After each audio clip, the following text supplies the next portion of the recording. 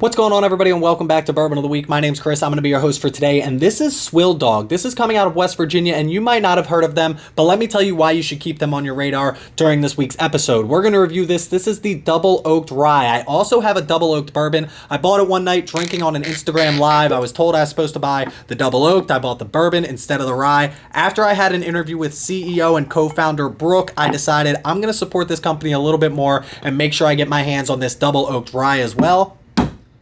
And we're going to show you a little bit of that interview during this week's Bourbon Bomb of the Week. If you want to see the whole thing, though, check out the Patreon page, that link in the description below. Everybody knows before we get started, time for the traditional sip. Cheers, y'all.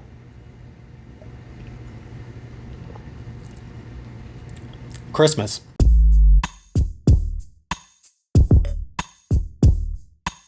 So here we go. This is Swilled Dog. They are out of West Virginia, as I mentioned. If you're in the area and you've tried this whiskey, I want to know in the comment section below what you thought about it. This is batch number 1. This is bottle 107 out of, I believe on the website they say 482. Now, I don't know if bottle 107 means the person before me got bottle 106 and the person after me got bottle 108, meaning there's still 300 some bottles left, or if they're just randomly picking bottles and there's only 10 or 12 of these left. That would be interesting to know. But this comes in at cask strength, 122 proof, as I mentioned, bottle 107 here, and this is the double oaked rye. This is a 95.5 rye, and we're going to talk a little bit more about what that could mean during taste, but for right now, we're going to stick with drinkability at 122 proof. So I first opened this up just a couple of nights ago. I poured it up. I decided, hey, I'm going to let this sit for 5-10 minutes, right? It's 122 proof. Let's let it open up. It is the neck pour, so maybe we'll get a little bit of burn with that. I took my first sip and I said, damn, this drink's very easy for 122 proof. Went right into my Discord Bourbon Bombers chat, which is what we call our Patreon page, and I said, this drink's very easy for 122 proof. And somebody came back and they said, something about a double oaked rye that just always seems to drink smooth. I don't know if that always holds true. I've only had, I think, this one as my first and only double oaked rye. I have to double check that because there's got to be another one out there that I'm not thinking about. But I will say, for 122 proof, you can't really beat this when it comes to drinkability. Normally, when you open 122 proof whiskey for the first time, you're expecting an ethanol kick, right? If you don't want ethanol, don't drink cask strength whiskey. That's just the way it should be. This being a 95.5 rye, and I should cover this in taste, but we're going to cover it right now because I think it's connected. I was expecting a lot of a rye spice on this. Once you double oak that, especially for a year and a half, which is what they're doing on this, it really brings out a lot more of the sweetness. And when you take that rye that you're expecting, dull it down with the sweetness that you love, and put it at cask strength, you really start to mingle a lot of flavors together that null and void that ethanol kick. And this right here is doing all of those for me. I've got to say, we've got to give it a good score when it comes to drinkability. 122 proof, I just can't believe it. I can honestly say if somebody sent this to me blind, completely blind, here's a 2-ounce sample, you don't know anything in my collection, and they asked me one question, what's the proof on this? I would be way off. I'd say 110 to 112. That's what I'm thinking as I'm drinking it right now, which means we've got to give it a great score. One more sip, I'm sorry. I got to go with an easy like 9.43 on this. There are a handful of whiskeys that I can think of off the top of my head that drink this easy at this proof, and that means we've got to give this a great score. 9.43 is where we're going to put it on today's list for drinkability. Listen, up next, we're going to get a taste on this glass right here. And this right here for me and my particular palate is Christmas in a bottle. This I want to try on Christmas morning or sometime over the winter because I love everything about this glass. You get the mintiness that you're expecting off a rye. You get that evergreen taste. You get those sweetness with the vanillas, the caramels, like a sugary note on this, like a confection sugar. Almost reminds you of like making cookies or something like that. My family sells Christmas trees. Before you sell the Christmas tree off the lot, you shave off the very end with a chainsaw and you keep that piece, and the smell that you get after you cut that bottom off is exactly what you're getting because of the double oaking process on this. It just reminds me of being out there in the wintertime selling Christmas trees, and I love that about this glass. This is going to get a pretty damn good score when it comes to taste. I already said it, but I'll say it again. Vanillas, caramels, you get the mintiness, that evergreen note. The oak on this is fantastic. You get some cinnamon, but it's like cinnamon and sugar that you would put on toast in the morning. It's velvety smooth. The drinkability is fantastic. This isn't just a regular roller coaster ride. This feels like I'm on Willy Wonka's elevator, up, down, left, right, back, forth. This takes you on every dimension, and I absolutely love it. The finish isn't forever on this, but it does linger just a little bit. This glass right here, I might go back up in the 9s, if not high 8s. Let's go high 8s, because like I say, there's always room for improvement. Let's go like 8.96 when it comes to taste on this glass right here. And last but not least, we're going to get a price on this bottle right here. And this bottle comes in at $89.99. Now, originally I thought to myself, that seems steep, but we already talked about drinkability. We already talked about taste on this, both of which were fantastic. So am I going to knock this because it's an MGP product? And we didn't really mention that before, but it's a 95.5 rye. It's sourced. They do use MGP. Maybe it's a bunch of other distilleries that also produce a 95.5 rye. And I think in the future, they're going to start producing their own 95.5 rye, but let's stick to the Bourbon Bomb of the Week for that. This coming in at $89.99, I will say seems a little bit steep for me, but let's talk about it just a little bit more. Now, normally this is the part where I bring up comparables, but I got to tell you, on the shelf behind me, I have a lot of whiskey, but I don't have any 95.5 rye MGP double oaked whiskey coming out of West Virginia that's been double oaked for another year and a half. Now, that means this is unique, which means I don't have many comparables. So I don't know what the price on this is supposed to be. I don't know what the market would set this value at. But that being said, I still think it's just a little bit expensive for me when it comes to this particular glass. But it's not as bad as I thought it was going to be. When I went online and I bought this bottle, I'll be 100% transparent with you. I did it the night that I talked to Brooke. She told me a lot of things about the company. I was feeling really good about this particular company. I love their mission. I love what they do. I loved everything about the conversation that we just had. So I decided I wanted to go on. I wanted to support. I heard this was good anyway. So let me go on. I'll drop $90 as a risk to see how good or bad this bottle happens to be. I got lucky on this one, and it's a great bottle. That being said, if you don't know if you like a bottle, $90 is definitely a lot to risk, especially if you're not running a YouTube channel that makes a little bit of money on the back end. Now, they didn't give this bottle to me for free. They didn't ask for a good review. They didn't do any of that. So this is my 100% honest review on this. But at $90, again, just a little bit steep for me for an MGP product that happens to be double oaked. Now, I always like to critique myself and get better as I go. If I have an 8.0 when it comes to drinkability, that means it drinks right at its proof. If I have a 7.0 when it comes to taste, that means it's an average tasting whiskey. But at the end of the day, I don't have anything averaged out when it comes to price. I feel like an average price right now would be in that $50, maybe $55 range, and we should go 7.0 if it's a $50 whiskey and its average drinking and its average drinkability. That being said, this drinks above average when it comes to drinkability, above average when it comes to taste, which means we have to give it an above average score when it comes to price. But if $50 is the average, where's $90 land you, even if it's above average in those other two? I don't really know, and we got to think about that. That would break down to basically a 7.33 on an average bottle of whiskey. So you're a $50 bottle of whiskey and your average tasting, average drinkability, you're getting a 7.33, which I feel like is pretty fair. That being said, we already talked about it. This is above average for taste and drinkability, but it's also above average for price. So let's think about this one more sip. Everybody knows the rules. I feel like we should stick to that 7 to 8 mark. So I'm going to go right in the middle with like a 7.43 when it comes to price on this. I know they're a craft distillery. I know they're smaller, but $90 is still a tough ask for any new bottle of whiskey, especially something that's an MGP, even if it is double oaked with this drinkability and this taste behind it. I will say $90 still seems a little bit high for me. So 7.43 is where we're going to put this when it comes to price. Let's get into this week's Bourbon Bomb of the Week and let you guys meet Brooke.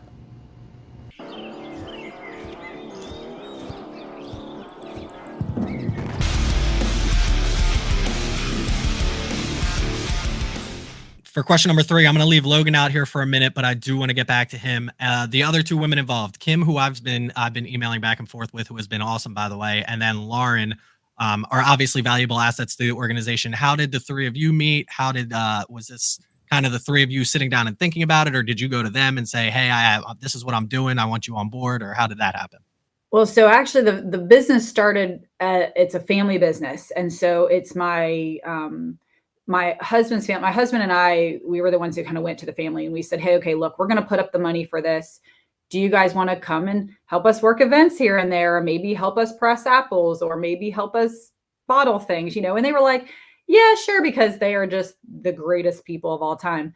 And they were like, "Yeah, that sounds like fun." And then after like the 4th weekend, you know, of getting together randomly, everyone was like, "What exactly are we doing?" Because everyone was kind of spread all over the place, you know? And so it wasn't. And so we talked, my mother and father-in-law, they had this back kind of garage basement. And we were like, "Can we rent that from you? Is that something that you guys would be open to?" And they were like, "Yeah, whatever," you know? And so then my father-in-law was like, "What is it that's going on down here?" You know, and kind of wanted to learn about cider making. And then he ended up becoming our cider maker. And as the years have gone on, because everyone has full-time jobs, really, except for me at this point. But as the years have gone on, we've had to inject more capital. So the ownership structure has changed quite a bit. But they're still involved, as minority owners, but they don't do as much in the business now. They'll kind of work events here and there. But Kim and Lauren are actually, Kim, back when we had the cidery still there, she called us up and she was like, look, I don't know exactly what you're doing, but I love it. I love what I've seen so far, and I just want to be a part of it. And we were like, well, we're just kind of getting started here. We don't really have, we pressing apples in the back of the garage. Yeah, we can't have any employees. And she was like, well, when you're ready, I'm in. And so, Kim, I can't even say enough about Kim. She's like another family member for us at this point. She's just, if I could clone her, I would. She's intelligent. She thinks through things in a business perspective. She's unbelievable, really. And it's like one of those things where she kind of came on as our tasting room manager when we opened up our new facility. And then she's got a marketing background, a master's degree. And she's like, so as we brought on more people and as we grew, she moved into that role and really just took that. If I asked Kim to be our head of production, I have no doubt she could figure it out.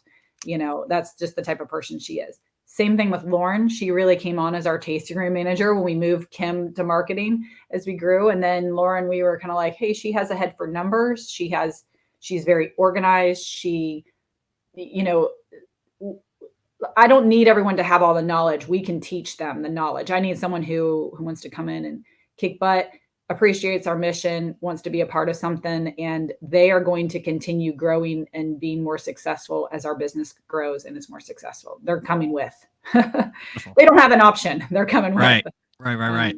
We couldn't do it without them. They're just unbelievable, and they're smart. But they just happen to be, when we're on the website, we're like, we're the ones that are kind of, you'll see that on our website. Mm-hmm. We've already talked about this multiple times, and now I know the answer to this. Are all of these whiskeys your own distillate, or are you sourcing any of them? This is all your own product.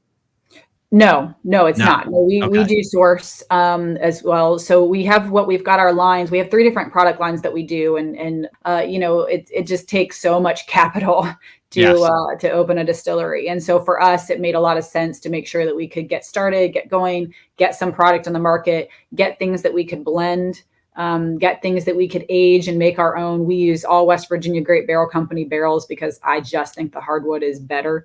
And I like to support local. They are unbelievable in their process and what they're doing. And of course, West Virginia hardwood, it just makes sense. And so we like to get those things and we can manipulate them. So we have our adoption series, which we do a lot of that. We do a large percentage of that. We do give to charity from those products. We call it the adoption series to go along with animals and what we're doing. And then we have our innovation series, which is that we're blending with our own make, and we are aging things and doing interesting things with that.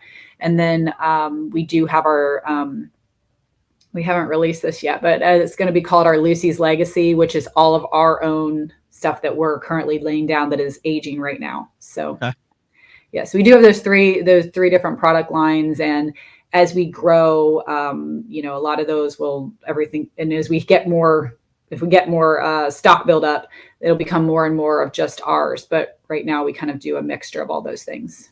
No, and I agree that obviously I don't know upfront capital as far as starting your own distillery, but I do know a lot of places start that way. I'm also glad to hear that you guys are creating your own product, because I think once you get that out and once that, again, I absolutely love what you're putting out right now. I just love the idea of people putting out their own distillate. So, I do think, like you said, it gives you that we are making our own, and it is important to us. We're using local agriculture, and you're doing something special, so. Now, my next question, and feel free to not answer this, but the question was, if they are sourced, are you allowed to tell us who they're sourced from? I know a lot of people have NDAs. I know a lot of people can't release that information or don't want to for whatever reason. So not to put you on the spot. I mean, we do a mixture. We get it from different places. So we do from Indiana, we do from North Carolina, we do Kentucky, and we do Tennessee. So for me, it's more about finding like what I want it to taste like and what what the expression that we are going to be, what we want ours to taste like, and what is going to taste like, and what we can. So we've been very careful about, if I think of bourbon, what I think a bourbon should taste like when you're judging bourbons, I mean, and I've been fortunate to be a judge.